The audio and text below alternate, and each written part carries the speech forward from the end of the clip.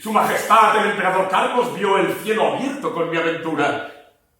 Vio el cielo abierto donde se le cerraba el corazón al rey Don Manuel de Portugal.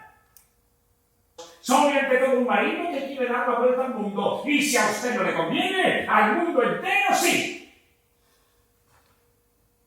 Aunque por el Tratado de Tordesillas vaya usted a perder las Islas de las Especias y encontrar su camino por el oeste para llegar allí. ¡Presento mi defensa!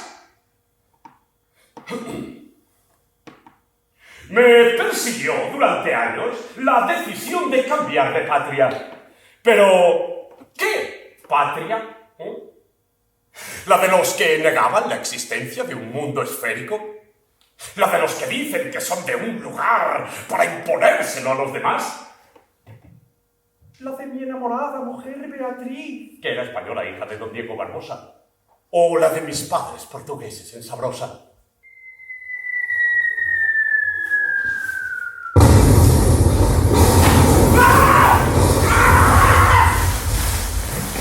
En cuanto pase la tormenta, te hacemos un motín.